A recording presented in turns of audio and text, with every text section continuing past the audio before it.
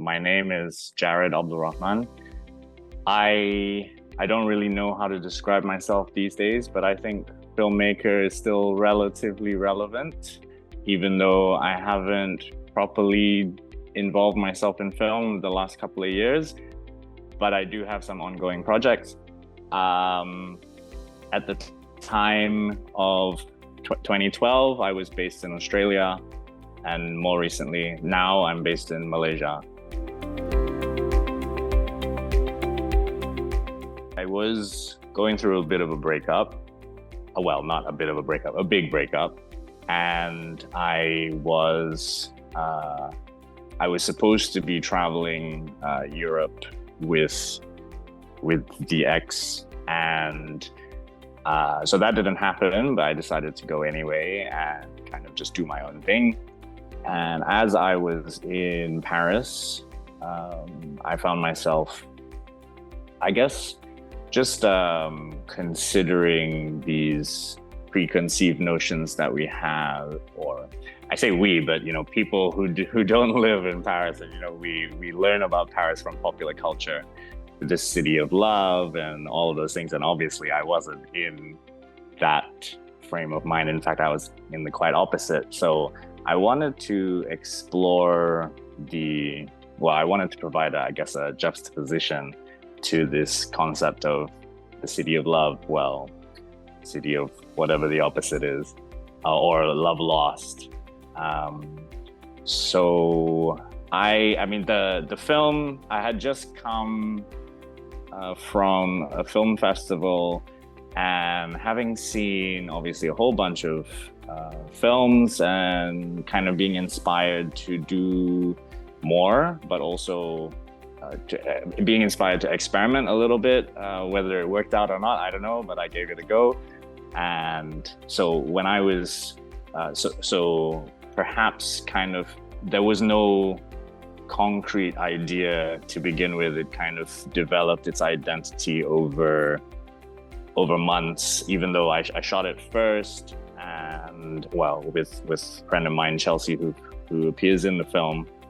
And then on my flight back, I kind of wrote the words which kind of dictated the flow a little bit of the film. And then after that, the music was scored or composed by very talented musician, Mia Palencia. Yeah. So all of these things put together created this short film. There was no original, this is the plan. Yeah, it was very much an organic process. So I don't know if this is going to disappoint you. I didn't actually get to go. I did have friends attending though, so I did manage to have a representative there. So that was good. I obviously was quite disappointed that I wasn't able to personally attend. I was planning on attending, but for whatever reason, I wasn't able to go.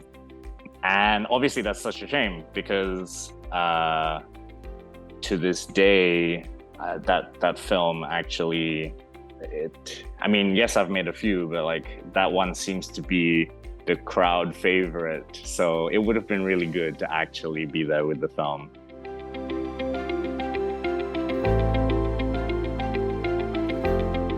When I was at uni, I wanted to be a writer, and that kind of, not that it didn't go according to plan, it just took a little bit of a roundabout way. I found myself pursuing environmental sciences, ecology, and I was lecturing at university. And I kind of, not that I didn't like science, but I wanted to find my way back kind of to the arts side of my passions. And one of my first step was through picking up this medium of film, storytelling through film. And that was pretty much around about this time when I made Perhaps in 2012. And so since then, it's been 12 years now, and I've kind of managed to keep going along, further exploring arts.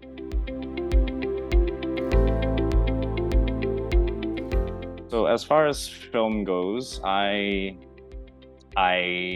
do have a couple of films in the editing suite, and so the film perhaps very much represents more or less my starting point into the realm of film, and from there, I mean, while I was having fun making these films, I asked myself the question, well, what's the point? What am I trying to do with these films? Especially coming from, or making that leap from the world of science into the world of arts.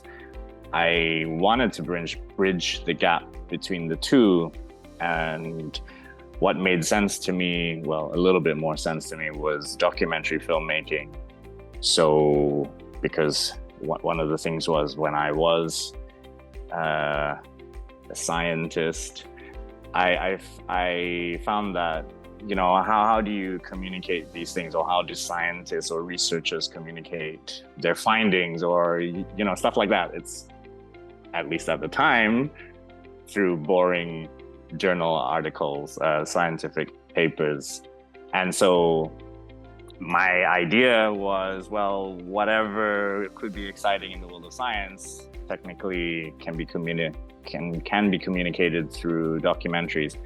So in pursuing a little bit more of the documentary or nonfiction world, I've got a couple going on that I have to get around to finishing. So one is a little bit of a controversial topic, which is why it's taken me so long. I won't go into detail, but just an overview. Basically, it touches on the issue of water supply, or lack thereof, where I am here in Borneo. So especially with remote communities not having adequate access to fresh water, drinking water. And then the other one is not so controversial. It basically follows an athlete, so like a hurdler, at the point in his career where he has one final hurdle called the final hurdle. He's a hurdler, and it's his last big competition before he retires, and kind of like the experience of going through, and will he win, or how is he going to go out? Is he going to go out with a good bang or a bad bang? Yeah. So let's just say that I think, for the sake of my own sanity, I try to keep my topics diverse. So my thing now is community art. So art by the community, not necessarily by artists specifically, but any human being who has a creative capacity, which technically is everyone. So art by the community, for the community.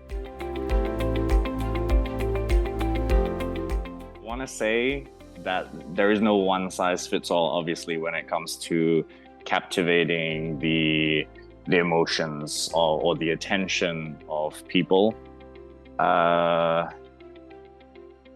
Generally speaking, I think yes, the visuals do have more of a power in at least grabbing attention, at least for this first, I don't know, the initial attention. But then you need to follow through with the so what. You know, yes, you've got their attention, but how do you hold their attention? So what is I don't know, the meaning, the purpose, or why should they care? You've got their attention, then why should they keep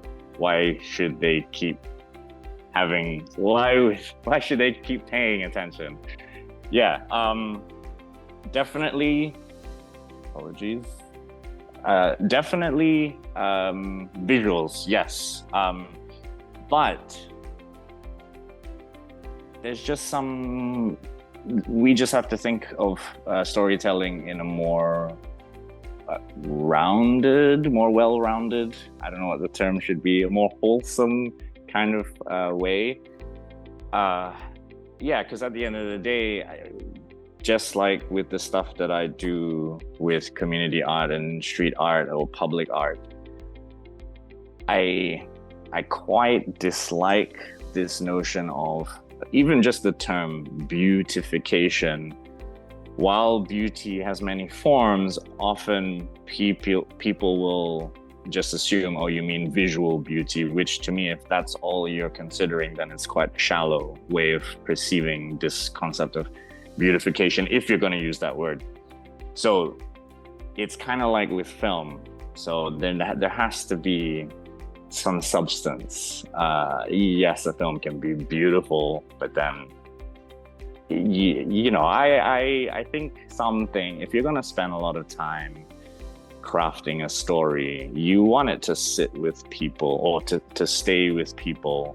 And how you get it to stay with people is more than just the visuals.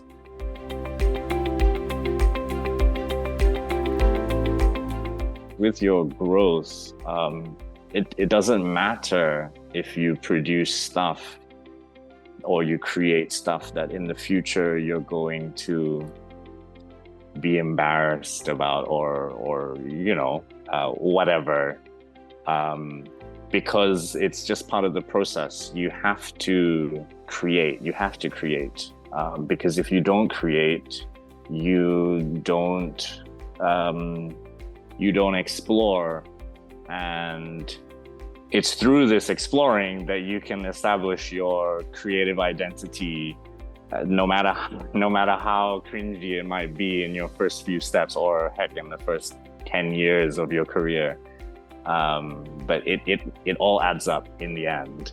It's a necessary part of the process. So my advice, just do it. Just create, go out there and create. It doesn't matter if you think, oh, it's not going to be good enough, just do it.